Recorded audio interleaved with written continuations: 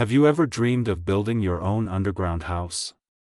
A hidden sanctuary, a modern bunker, or a sleek basement extension? Sounds exciting, right? But before you grab a shovel, there's a crucial question you need to ask: is it even legal? What if your dream underground space violates local laws? What if digging just a few feet down triggers fines, or worse? The truth is, building below ground isn't as simple as it seems. Permits, zoning laws, utility checks, and even flood risks could make or break your project. And here's the real kicker: some cities won't let you build underground at all. So, how do you know if your property is eligible? What hidden rules could stop your plans before they even begin? Stick around, because what you don't know could land you in serious trouble. Let's dive into the discussion. Is it legal to build a house underground? Do you need planning permission for a basement? Do you need planning permission for an underground house? Underground house. Is it illegal to build an underground house, basement, bunker, cellar, or any type of underground room in your backyard? If it wasn't illegal, you may as well as ask, is it legal to build a house above grade or above the ground level? Building a house above or below grade requires a building permit obtained from the local authorities. It doesn't matter whether you are building horizontally or vertically in any direction, you will need a building permit before proceeding with excavations. To start with, before digging any kind of hole, trench, or pit on your residential lot, you are required to get permission from utility operators in your city or town. If the utility services in your area are managed and maintained by the local municipality, then you have to contact the municipality to come and locate the underground services on your residential lot. Unless all utility operators, water, sewer, gas, electricity, telecom, etc., have done an inspection on your private property and identified all underground services, you are not allowed to start digging or building any kind of structure. As you can see, we already have two kinds of permits or permissions that you have to obtain before building an underground house or room. Depending on your location, development plans, building type and use, there are many other permits that you have to obtain under zoning laws and town planning regulations. You may not start building until you have obtained all the permits. So you are now aware of a building permit as well as a digging, excavation permission. There is a third group of municipal laws and regulations falling under planning permission. What is the difference between a building permit and planning permission? A building permit is the normal permit obtained from local authorities for designated/classified developments permitted under existing zoning laws, title deeds, land use and setback requirements. When a new town or city is established, the town planners sit down to divide and classify land for specific land uses, e.g. residential, commercial, and industrial areas. The zones are further subdivided into subzones, for example, low-class, middle-class, and high-class residential areas. These subzones come with their own classified title deeds and setback requirements which set them apart from other zones. For example, low-income areas often have smaller lots, front and backyards, and therefore building external structures such as swimming pools may not be allowed. When you need to build something outside the existing blanket rules and regulations, zoning laws and title deeds, you must apply for a planning permission from the local authority. So whether you need a planning permission for building an underground room or basement depends on what's allowed under permitted developments in your area. You must find out from the municipality or city council. In the USA, basements are usually built under a building permit as part of a new home. In the United Kingdom, whether an underground room requires a planning permission or not, depends on many factors. For example, you have to ask yourself the following questions. 1. What is the size of basement and amount of excavations, earthworks, involved?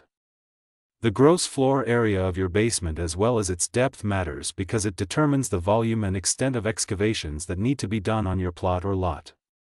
Major earthworks exceeding the combined gross floor area of your house plus 50% of the backyard will need a planning permission.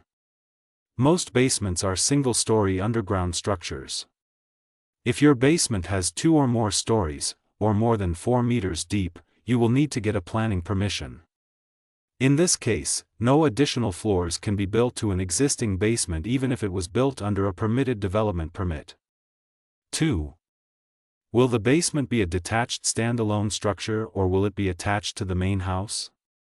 If the proposed project is a basement extension, alterations and refurbishments that affect the structural and architectural elements of the building, a planning permission will not be needed, but as always, you will need a building permit that ensures the alterations and additions are done in compliance with building codes.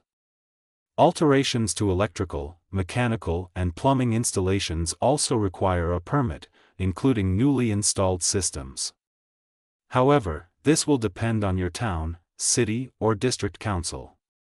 Some cities may require planning permission for basement extensions. In most cases, a planning permission will be required if your basement is a detached standalone structure, but not needed when the extension is attached to the main house. Will the construction of a basement alter the front and side elevations, interfere with the street view of your house? Most building codes in the USA and UK state that the street view of your house, which is usually the front elevation or front yard, should be unobstructed. Any side facing the streets must have its architectural elevation or facade fully visible from the streets, to maintain the aesthetic market value of the suburb. Structures which change the appearance of the front elevation pose the risk of making your home as well as the neighborhood unsightly.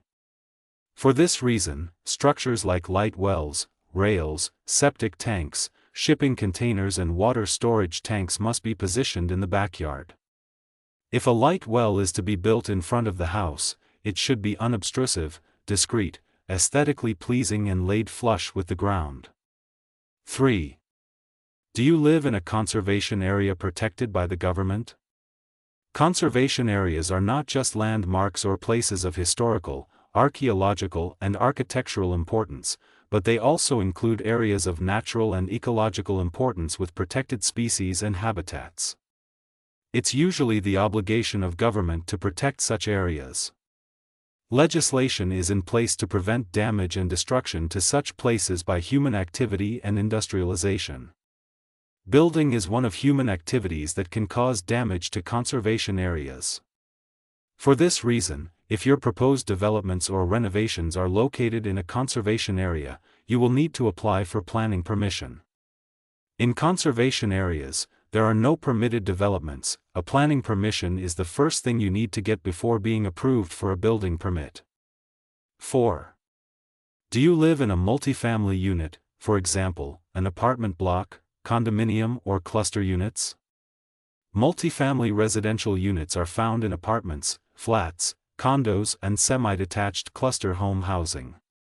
If you bought a household unit in social housing blocks or communities like the ones mentioned previously, the title deeds will prevent you from building extensions and additions, as well as making structural modifications to the dwelling.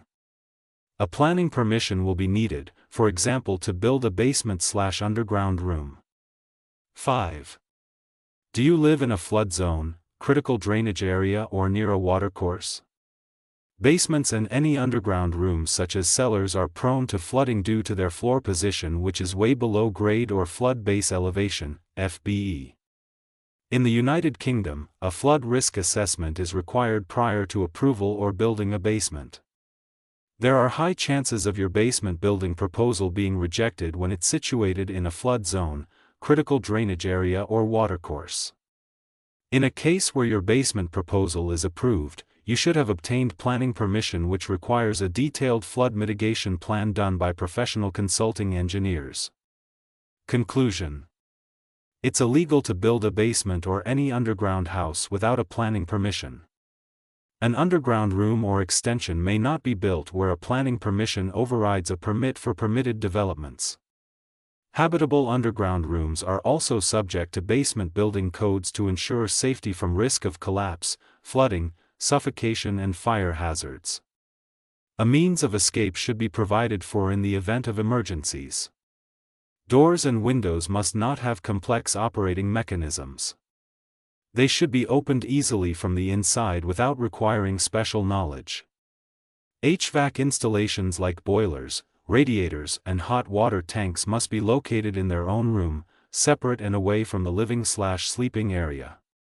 Visit the following post for more detailed information on underground houses and basements.